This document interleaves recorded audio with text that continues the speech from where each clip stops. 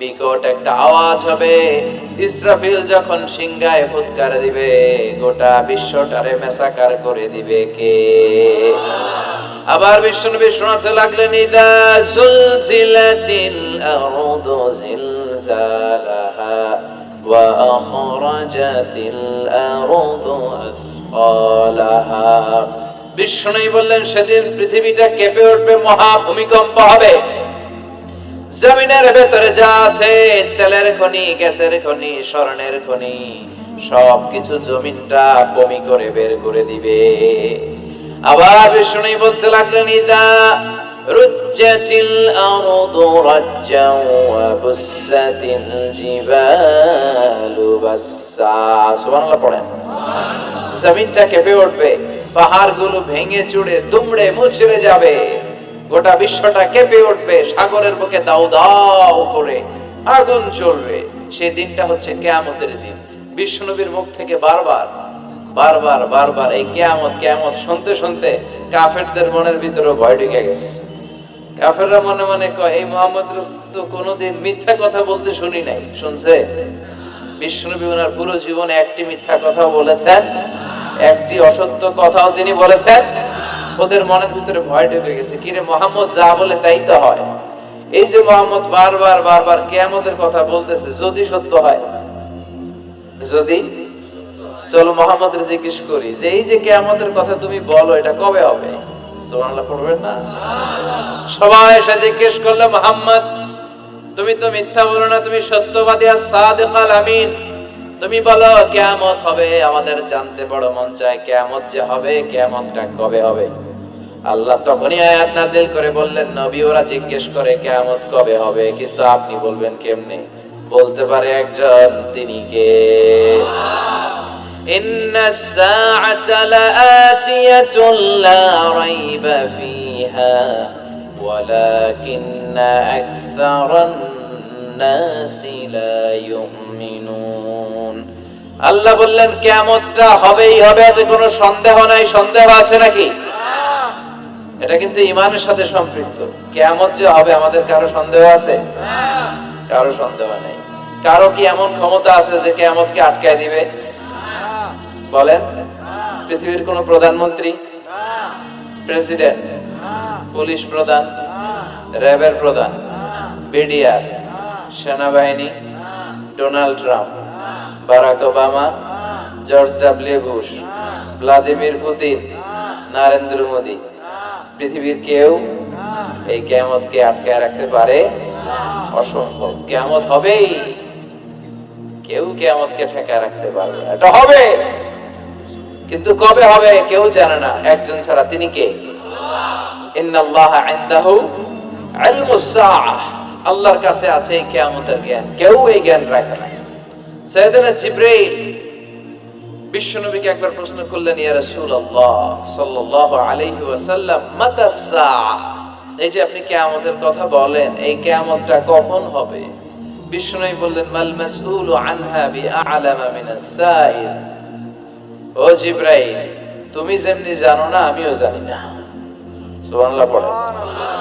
যারা জিজ্ঞেস করা হয়েছে, সে জিজ্ঞাসাকারীর চেয়ে ভালো জানে না। মানে তোমার যা দশা আমারও একই দশা, তুমিও জানো না, আমিও জানি না, তো জানে কে?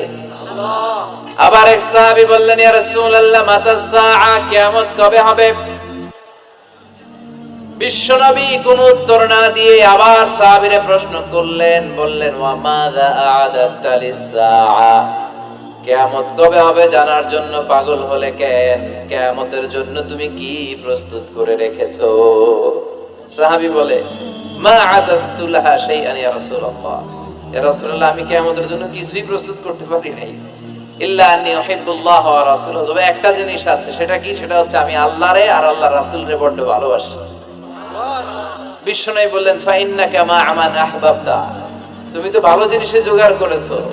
জেনে রাখো, তুমি যাদেরকে ভালোবাসো, কিয়ামতের দিন জান্নাতে ঢুকে কিয়ামতের পরে জান্নাতে তাদের সাথেই তুমি থাকবা। যার সাথে যার ভালোবাসা, তার সাথেই তার জান্নাত। চিল্লায়ে বলেন ঠিক কি না? তাহলে বোঝা গেল এই কিয়ামত হবেই। এই কিয়ামতরে কেউ ঠেকায় রাখতে পারে না।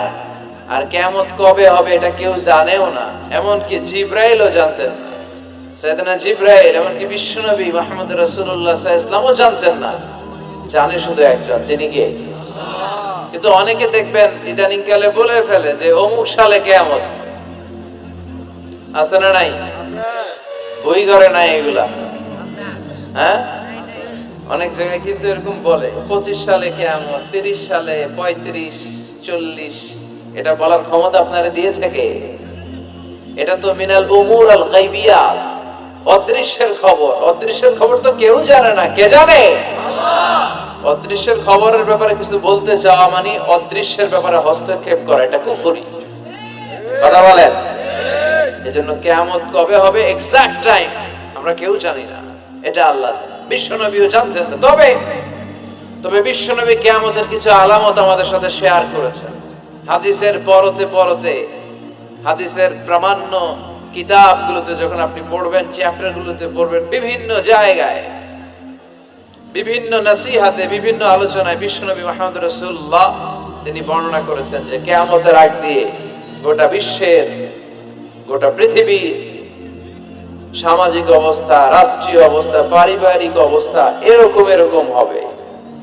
কি কি আলামত বিশ্বনবী বলে গেলেন আমাদের জানার দরকার আছে না নাই? আমরাও কিন্তু অবাক করা কোনো কাণ্ড দেখলে বলে ফেলে এটা কিয়ামতের আলামত, বলি না? কথা বলে। আমরা যদি বেহায়াপনা দেখি, বিশেষ করে ধর্মপ্রাণ মুরব্বী যারা আছে, এরা বেহায়াপনা দেখলে সহ্য করতে পারে না। এরা বলে এগুলো কিয়ামতের আলামত। আছে না নাই? কিয়ামতের আলামত। আমি এরকম দেখেছি যে একটা সন্তান মায়ের পেট থেকে ভূমিষ্ঠ হয়েছে, কিন্তু ওই সন্তানের মাথা দুইটা। কয়টা? আছে না নাই? তো এগুলো দেখলে আমরা কি বলি? কিয়ামতের আলামত। কিন্তু বিশ্বনবী কিয়ামতের আলামতের ব্যাপারে কি বললেন, আমাদের কি শোনালেন, জানতে মনে চায়? কথা বলেন, শুনতে মনে চায়? আসেন আজকের এই চমৎকার রজনীতে কিয়ামতের আলামতের ব্যাপারে, আলামাতুল কিয়ামা, আশরাতুস সাআ, আস-সুগরা ওয়াল কুবরা, এগুলো আমরা জানার চেষ্টা করি। আপনি বিশ্বনবীর মুখনিসৃত এই বাণীগুলো যদি শুনেন যে কিয়ামতের আলামতের ব্যাপারে বিশ্বনবী কি বলেছে, শুনলে আপনার গা শিহরিয়ে উঠবে। আপনার মনে হবে বিশ্বনবী যেন এই একবিংশ শতাব্দীর দিকে তাকিয়ে বলে গিয়েছিলেন। মনে হবে যেন বিশ্বনবী বাংলাদেশের এই পরিবেশটা দেখে বলেছেন। প্রায় প্রতিটাই আমাদের সমাজের সাথে, আমাদের দেশের সাথে, আমাদের পরিবেশের সাথে খাপ খেয়ে যায়।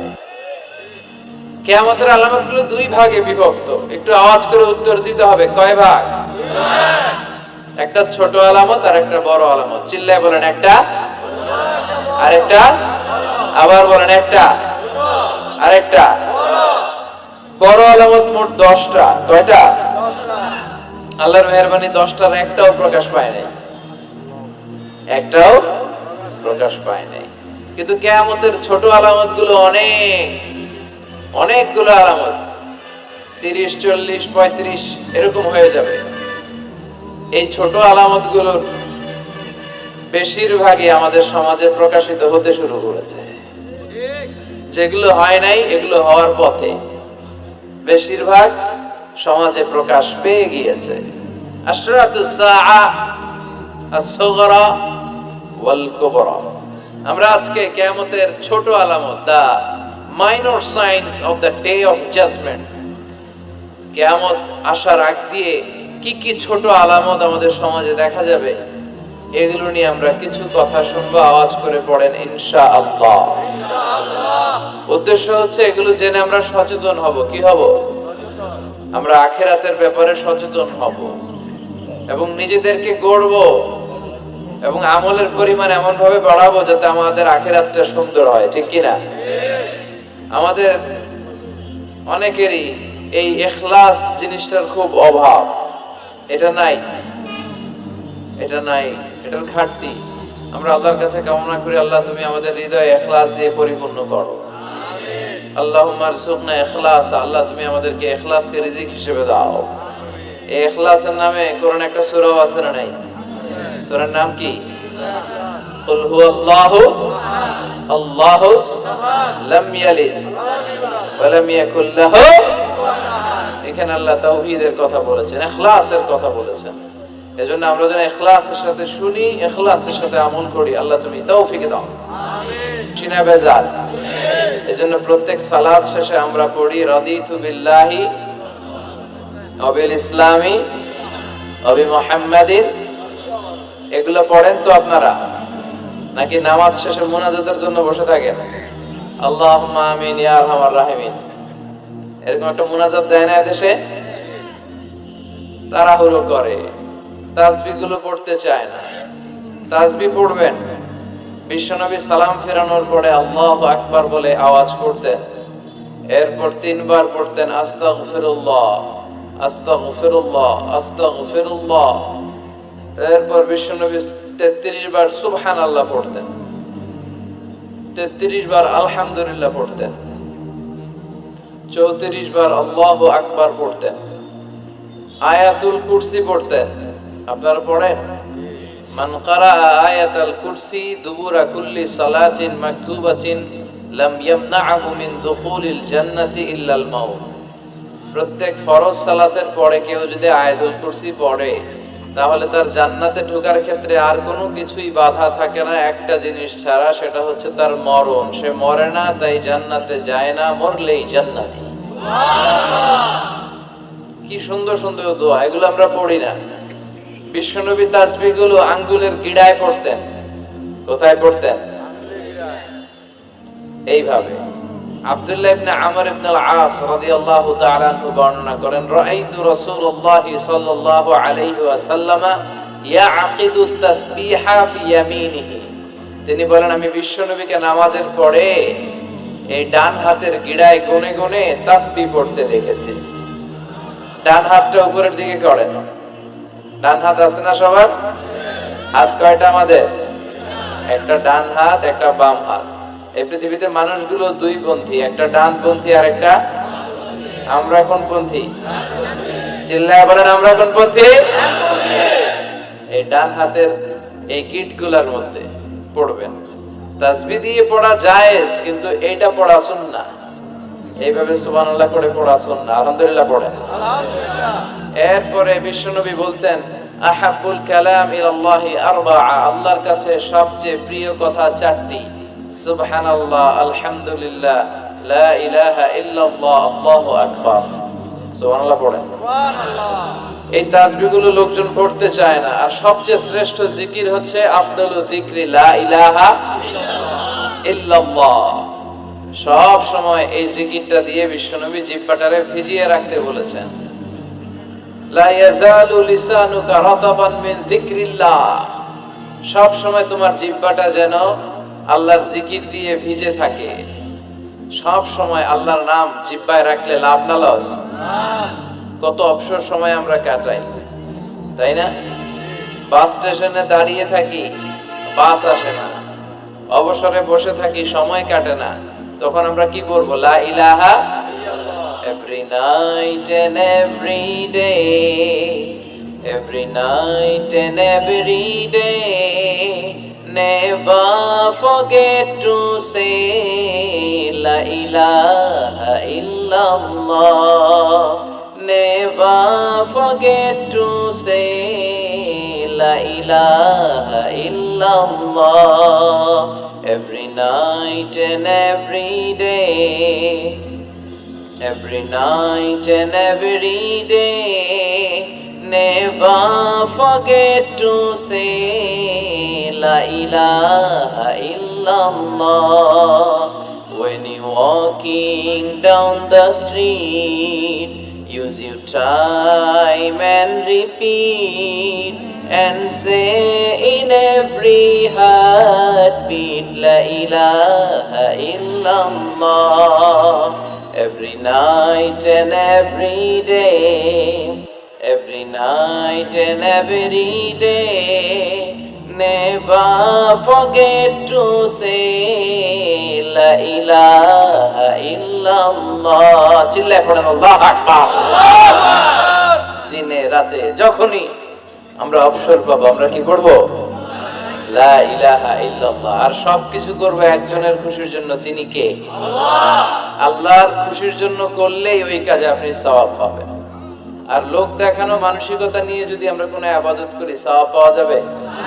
মানুষকে দেখাতে যদি আমরা সালাত পড়ি, মানুষকে দেখানোর জন্য যদি রোজা করি, মানুষকে দেখানোর জন্য যদি দাঁড়িয়ে রাখি, মানুষকে দেখানোর জন্য যদি হজ করি, জিকির করি, দান করি, এটার কোনো দাম আছে? কথা বলেন। মিজানের পাল্লা এটারে উঠাই দিলে এটার কোনো ওজনই হবে না। নাউজুবিল্লাহ পড়ি। আর আপনি আল্লাহর খুশির জন্য সামান্য ইবাদত করেছেন, সামান্য, যত সামান্য, এই সামান্য ইবাদত করে মিজানের পাল্লায় উঠিয়ে দিলে এটারে উহুদ পাহাড়ের সমান ওজন করে দিবে কে? আল্লাহ। আবার আল্লাহর কাছে সবচাইতে প্রিয় আমল ওইটা যেটা মানুষ কন্টিনিউয়াসলি করে। আহাব্বুল আ'মালি ইলাল্লাহি আদওয়ামুহা ওয়া ইন কাল্লা, যদিও পরিমাণে কম হয়, প্রতিনিয়ত যেই কাজটা বান্দারা করে ওই কাজটা আল্লাহ বেশি পছন্দ করে। সুবহানাল্লাহ পড়েন। এক রাতে এশকের ঠেলায় সারা রাত তাহাজ্জুদ পড়ছে, আর সারা বছর এক রাতেও নাই, এরকম আছে না নাই? হ্যাঁ, কদরের রাতে খালি তাহাজ্জুদ, সারা বছর আর পড়ে না। এটা আল্লাহর কাছে বেশি প্রিয় নয়, বরং প্রতি রাতে একটু সময় সুযোগ করে 2 রাকাত 4 রাকাত, এটা আল্লাহ বেশি পছন্দ করে। এজন্য আমরা যা করব আল্লাহর খুশির জন্য করব। মারামারি করলেও, কথা বলে, বিশ্বনবীর জীবনে মারামারি আছে না নাই? তবে এটা ইসলামের পক্ষে। মাক্কি জীবনে উনি শুধু মার খেয়েছেন, মার দেন নাই। কথা বলেন।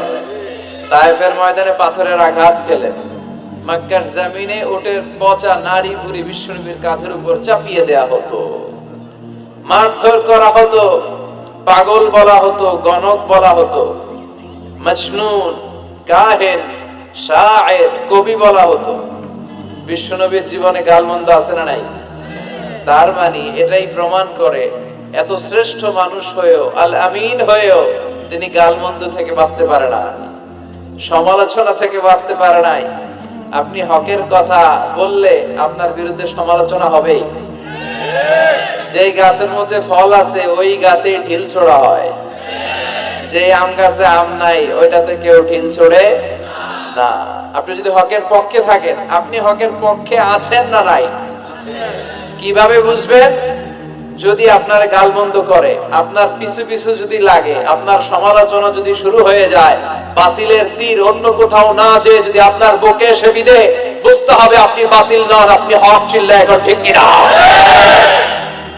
ইমাম ইবনে তাইমিয়াকে জিজ্ঞেস করা হয়েছিল হক দল কোনটা, চিনব কি করে?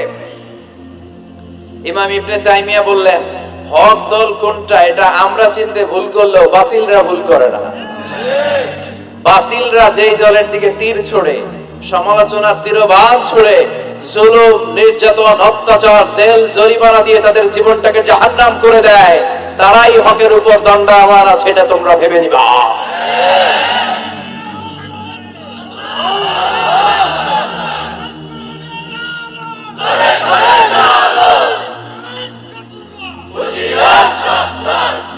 বিশ্বনবীরও গালে দিত, আমাদেরকেও দেয়, আছে না নাই?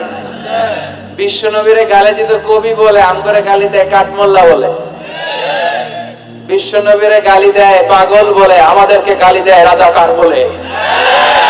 বিশ্বনবীরে গালি দেয় মজনুন বলে, আমাদেরকে গালি দেয় যুদ্ধাপরাধী বলে। যুগে যুগে এই গালিগালাজ আছে না নাই? কিন্তু যারা ইসলামের পক্ষের শক্তি, এখন কি কাঠমোল্লা বললো না রাজাকার বললো, এগুলো দেখার সময় তাদের নাই। তারা ভয় পায় একজনকে, তিনি কে? আল্লাহর কাছে যে মাথাটা নত হয়, পৃথিবীর কারো কাছে ওই মাথা নত হয়?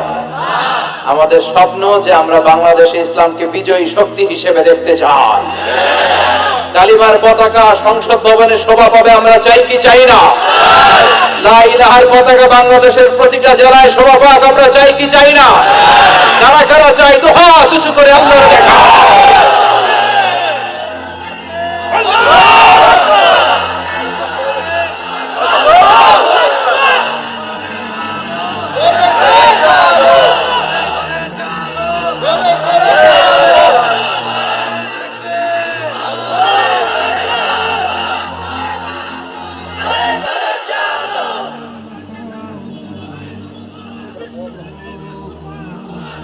ইসলামের জন্য আল্লাহ আমাদের এই ভালোবাসা, আমাদের এই আবেগ আমাদের এই উচ্ছ্বাস, আমাদের এই স্বপ্নকে তুমি কবুল করো। আমরা যেন শাহাদাতের মৃত্যু আমাদের নসিব হয়, আল্লাহ তুমি কবুল করো। মরতে আমাদের হবেই। আজীবন বেঁচে থাকবেন কারা কারা? হাত তুলেন। হ্যাঁ, আসি আসি। ফেরাউন বাঁচতে পারে নাই, নমরুদ বাঁচতে পারে নাই, আবু জাহেল বাঁচতে পারে নাই। এখনো যারা জুলুম করে এরাও বেঁচে থাকতে পারবে না, অসম্ভব। জুলুম যারা করে তাদের পক্ষে আল্লাহর কোনো সাহায্য নাই। আর যারা মজলুম, যাদের রক্ত জমিনে লাগে, ওদেরকে আকাশ থেকে সাহায্য পাঠায় কে? আল্লাহ। এজন্য মজলুমদের ভরসার একটা জায়গা হচ্ছে আমার রব। চিল্লায় বলেন ঠিক কিনা? এজন্য আমরা আল্লাহর কাছে কামনা করি, আল্লাহ মৃত্যু যখন হবেই তুমি শাহাদাতের মৃত্যু দিও। বিশ্বনবী সব সময় দোয়া করতেন, আল্লাহ তুমি শাহাদাতের মৃত্যু দাও। সাইয়েদনা ওমর ফারুক দোয়া করতেন, আল্লাহুম্মা রযুকনা শাহাদাতান ফি সাবিলিক ওয়াল মাউতা ফি বালাদি রাসূলিক। হে আল্লাহ, তুমি আমাকে শাহাদাতের মৃত্যু দাও, আর বিশ্বনবীর এই মদিনার বুকে আমার শেষ নিঃশ্বাস ত্যাগ করার সুযোগ করে দাও। ওনার দোয়াটা কবুল করে নিল কে? আল্লাহ। উনি নামাজে সালাতে ইমামতি করা অবস্থায় আবু লুলু আল মাজুসি নামক এক অগ্নি উপাসকের ছুরিকাঘাতে নিহত হয়েছে। শাহাদাতের মৃত্যু। সুবহানাল্লাহ পড়েন। আমাকে শহীদ করে সেই মিছিলে শামিল করে নিও, যে মিছিলের নেতা মীর হামজা কোবায়েব খাব্বাব আল্লাহর কাছে ছিল অতি প্রিয়, শামিল করে নিও। আমাকে শহীদ করে সেই মিছিলে শামিল করে নিও। পড়ি আমিন। বিশ্বনবী বললেন, শাহাদাতের তামান্না যার হৃদয়ে নাই সে মুমিন হতে পারে না, সে মুনাফিক। মুমিনের সব সময় শাহাদাতের তামান্না থাকবে।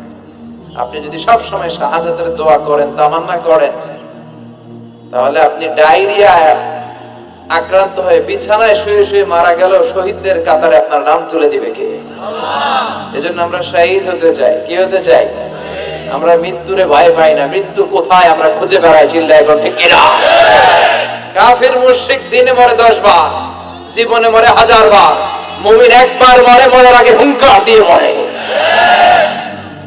এজন্য কালিমায় যারা বিশ্বাসী, আল্লাহর উপর যাদের আস্থা, তাদের কোনো ভয় নাই। তাদের সহায় কে? আল্লাহ। আমরা যেন সব সময় আল্লাহর উপর ভরসা করতে পারি। আল্লাহ তৌফিক দাও। আল্লাহ তোমার উপর তাওয়াক্কুল করে যেন চলতে পারি, তুমি তৌফিক দাও। ভুইঘর, কাজীপাড়া যুব সমাজ ও এলাকাবাসীর উদ্যোগে 3 দিন ব্যাপী 4th বার্ষিক তাফসীরুল কোরআনের প্রোগ্রাম। নারায়ণগঞ্জে বোধহয় আমি এই প্রথম এসেছি, এর আগে আসি নাই। আমার বাসা কিন্তু পাশেই, ড্যামরাতে। আমি বাসা থেকে এসেছি। এই বছরের প্রথম মাহফিলটা বাসা থেকে এসে করলাম। এছাড়া এক জেলা থেকে আরেক জেলায়, এখান থেকে ওখানে ভবঘুরে জীবন আমাদের। এই কোরআনের কথা নিয়ে ছুটতে হয় আমাদের, এক জায়গা থেকে আরেক জায়গায় ছুটে বেড়াতে হয়, এবং যতদিন বেঁচে থাকবো ছুটবো ইনশাআল্লাহ। আল্লাহ তুমি তৌফিক দাও। আজকে দ্বিতীয় রজনী। প্রথম রজনীতে কথা বলেছেন হযরত মাওলানা কামরুল ইসলাম সাইদ আনসারী ভাই। আসছিল তো না? আলহামদুলিল্লাহ। আর আগামীকাল শেষ রজনী, সমাপনী রজনীতে কথা বলবে আমার খুব প্রিয় আমার ভাই হযরত মাওলানা সাদিকুর রহমান আল আজহারী। একসাথে আমরা মিশরে পড়াশোনা করেছি। আপনারা আগামীকাল আসবেন তো? ইনশাআল্লাহ। এই প্রোগ্রামের সভাপতি হচ্ছে আলহাজ একেএম আফজাল হোসেন। আচ্ছা, আগামীকাল। আজকে সভাপতি হচ্ছে আলহাজ মোহাম্মদ শাহিন খন্দকার ভাই। দেখা হলো। প্রধান অতিথি এম কামাল উদ্দিন, উনি আসছে? আচ্ছা, যারাই এসেছে প্রত্যেকের জন্য আল্লাহ যেন এই মাহফিলটা আমাদের নাজাতের ওসিলা বানায়। 4 বছর ধরে এই ময়দানে কথা হয়, আমরা চাই এটা আজীবন চলুক। ঠিক কিনা? আল্লাহ তুমি কবুল করো। আমি আমার খুতবার শুরুতে সূরাতু আন-নাজিআত থেকে 3টা আয়াত তেলাওয়াত করেছি। আয়াত নাম্বার 42, আয়াত নাম্বার 43, আয়াত নাম্বার 44। এই আয়াতে আল্লাহ তাআলা বলছেন, হে নবী, লোকেরা আপনাকে কিয়ামতের ব্যাপারে জিজ্ঞেস করে, আপনি কিয়ামতের ব্যাপারে কি বলবেন? আপনি তো কিছু জানেন না এই ব্যাপারে। এ ব্যাপারে জানে কে? বিশ্বনবী যখন মক্কার জমিনে কিয়ামতের ব্যাপারে বারবার মক্কার লোকদেরকে সাবধান করতে শুরু করলো যে এই দিন দিন না, আরো দিন, এই দিনটাই দিন নয়, বিশাল একটা জগৎ পড়ে আছে, সেটা শুরু হবে কিয়ামত দিয়ে, সব লন্ডভন্ড হয়ে যাবে। তখন লোকেরা বিষ্ণুনবীর জিজ্ঞেস করতে শুরু করলো, মুহাম্মদ সাল্লাল্লাহু, এই যে তুমি কিয়ামতের কথা বলো, এটা কবে হবে? ইয়াসআলুনাকা আনিস সাআতি আইয়ানা মুরসাহা ফীমা আনতা মিন যিকরাহা ইলা রাব্বিকা মুনতাহাহা। সুবহানাল্লাহ পড়েন। ও নবী, লোকেরা আপনারা জিজ্ঞেস করে কিয়ামত কবে হবে, কিন্তু কবে হবে এটা আপনি কেমন করে বলবেন? এটা তো আপনি জানেন না, গোটা বিশ্বের কেউ জানে না, জানে একজন, তিনি কে? They are asking about the day of resurrection. People are asking you about Qiyamah. Who are you to talk anything about it? Only Allah has the final word regarding Qiyamah. ও নবী, লোকেরা আপনারা কিয়ামত কবে হবে খালি ধরে জিজ্ঞেস করে, তো এই ব্যাপারে আপনি কথা বলবেন কি করে? এই ব্যাপারে কোনো জ্ঞান তো আমি আপনাই দেইনি। কিয়ামত কবে হবে এটা জানি শুধুমাত্র আমি আল্লাহ। চিল্লায় বলেন ঠিক কি না? বিশ্বনবী মক্কায় কিয়ামতের ঘোষণা দিলেন। বিশ্বনবী বললেন, এই পৃথিবী এরকম থাকবে না, সব ভেঙে চুরে খান খান হয়ে যাবে। আল কারিআতু মাল কারিআতু ওয়া মা আদরাকা মাল কারিআ। বিশ্বনবী কিয়ামতের ছোট আলামতের ব্যাপারে যা যা বললেন, সেগুলো যদি আমরা ধারাবাহিকভাবে শুনতে চাই, তাহলে প্রথমেই যে আলামতটার কথা বলতে হবে সেটা হচ্ছে বিআসাতু রাসূলিল্লাহি সাল্লাল্লাহু আলাইহি ওয়াসাল্লাম। বিশ্বনবীর এই পৃথিবীতে, এই ধরাতে আগমনটাই হচ্ছে কিয়ামতের সর্বপ্রথম আলামত। সুবহানাল্লাহ কইতে বললেন না? বিশ্বনবীর আগমন পৃথিবীতে হয়েছে কি হয় নাই? কথা বলেন। বিশ্বনবী যে আসছেন আবার চলে গেছেন, বিশ্বনবীর আগমনটা হয়ে গিয়েছে পৃথিবীতে কয় বছর চলে গেল? হ্যাঁ, প্রায় 1400-1500 বছর চলে গেল, এখনো কিয়ামত হয় নাই। সুবহানাল্লাহ পড়ো। বিশ্বনবী বলতেন, বুইস্তু আনা ওয়াস সাআতু কাহাতাইন, আমি এবং কিয়ামত এইভাবে পিঠাপিঠি হয়ে নাজিল হয়েছে। এই আঙ্গুল থেকে এই আঙ্গুলের মাঝখানে যেমনি তেমন কোনো ব্যবধান নাই, আমি বিশ্বনবী আর কিয়ামতের মাঝখানেও তেমন কোনো ব্যবধান নাই। বিশ্বনবী সাহাবাদেরকে বুঝাতে যে প্রায় এরকম আঙ্গুল ব্যবহার করতেন, আঙ্গুল ব্যবহার করতেন, ইশারা দিতেন, আঁকাঝোঁকা করতেন। এখন আধুনিক শিক্ষা পদ্ধতিতে এগুলো ব্যবহার হতে শুরু হয়েছে। এগুলো সব বিশ্বনবীর মেথডোলজি। সুবহানাল্লাহ পড়বেন না? বিশ্বনবী আবার আরেক জায়গায় বলেছিলেন, আনা ওয়া কাফিলুল ইয়াতীমি কাহাতাইন। আমার আঙ্গুলের দিকে দেখতেছেন? হ্যাঁ, আনা ওয়া কাফিলুল ইয়াতীমি কাহাতাইন, আমি আর ইয়াতীমের রক্ষণাবেক্ষণকারী জান্নাতে এরকম কাছাকাছি থাকবো। এই দুই আঙ্গুল যেমনি কাছাকাছি, আমি আর ইয়াতীমের রক্ষণাবেক্ষণকারী এরকম জান্নাতে থাকবো কাছাকাছি। আমরা এখন রক্ষণাবেক্ষণ করব কি? ইয়াতীমের সম্পদ লুণ্ঠনের ক্ষেত্রে আমরা এক নাম্বার। চিল্লায় ঠিক কি না? ইয়াতীমের মাথায় হাত বুলিয়ে দিলে আল্লাহ খুশি হয়ে যায়। ইয়াতীমদেরকে ভালোবাসলে আল্লাহ তারে ভালোবাসে। ইয়াতীমের জন্য দান সদকা করলে তার মর্যাদা বাড়ায় দেয় কে? আল্লাহ। আমাদের এলাকাগুলোতে ইয়াতীমখানা নাই, আমাদের সমাজে ইয়াতীম আছে না নাই? তার বাবা নাই, তার মা নাই, ইয়াতীম। আপনি তার ঘরে খাবার পৌঁছে দেন, আপনার আব্বার কবরটারে জান্নাতে টুকরা বানায় দিবে কে? আল্লাহ। ইয়াতীম মিসকিনদেরকে সহায়তা করবেন, দান সদকা ওইখানে করবেন। ওইদিকে টাকা না দিয়ে মাজারে যে টাকা দেয় এরকম লোক আছে না নাই? মাজারে টাকা দেওয়া যাবে অপ্রয়োজনে? মাজারে কেন টাকা দিবেন? ওখানে একজন লোক শুয়ে আছে, পড়ে আছে, ওনার টাকা লাগবে? টাকা লাগবে আমাদের জীবিত যারা আছে আমাদের। কথা কর, গরিব দুস্থ সুবিধা বঞ্চিত মানুষ যারা আছে তাদের টাকা লাগবে। এজন্য মাজারে যে মানত করা যাবে, মানত করতে হবে একজনের নামে, চিৎকার করে বলেন তিনি কে? অনেকে দেখবেন মাজারে যে মোমবাতি দিয়ে আসে, আগরবাতি দিয়ে আসে, হ্যাঁ, কাপড় দিয়ে আসে, ছাগল দিয়ে আসে, মুরগি দিয়ে আসে, গরু দিয়ে আসে, আছে না নাই? আলহামদুলিল্লাহ নারায়ণগঞ্জে এগুলো নাই। হ্যাঁ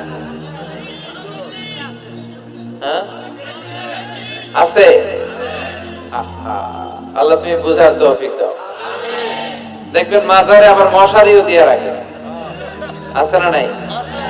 যিনি শুয়ে আছে ওনার কি মশায় কামড়ায়? তো উনি যদি মশার কামড় থেকে নিজের বাঁচাইতে না পারে, উনি আম করে বাঁচাবে কি? কথা বলেন। আবার দেখবেন অনেক ড্রাইভার অনেক মাজারের পাশ দিয়ে যখন যায়, সে গাড়ি স্লো করে ফেলে। ড্রাইভারকে জিজ্ঞেস করেন যে তুমি স্লো করলা কেন, সে বলে এখানে বাবার মাজার, বাবা অনেক গরম, গাড়ি উল্টায় দিবার পারে। কি করতে পারে? আচ্ছা, গাড়ি উল্টালে কি হয়? দুর্ঘটনা হয়, মানুষ মারা যায়। যারা মানুষ মারে এরা কি বাবা নাকি ডাকাত? তো এ কেমন আল্লাহর ওলি, সে মানুষ মেরে ফেলে। আপনি একটু আকল খাটালে আপনি বুঝতে পারবেন যে এগুলোর সাথে ইসলামের কোনো সম্পর্ক নাই। ইসলাম শিখায় চাইতে হবে একজনের কাছে, ইদা সাআলতা ফাসআলিল্লাহ, ফরিয়াদ করবা তো কার কাছে করব? চাইতে হবে কার কাছে? ছেলে চান কে দিবে? মেয়ে চান কে দিবে? ছেলে মেয়ে দুইটা চান কে দিবে? ব্যবসায় সফল হতে চান কে দিবে? জান্নাতি হতে চান কে দিবে? আল্লাহ ছাড়া কেউ কিছু দিতে পারে?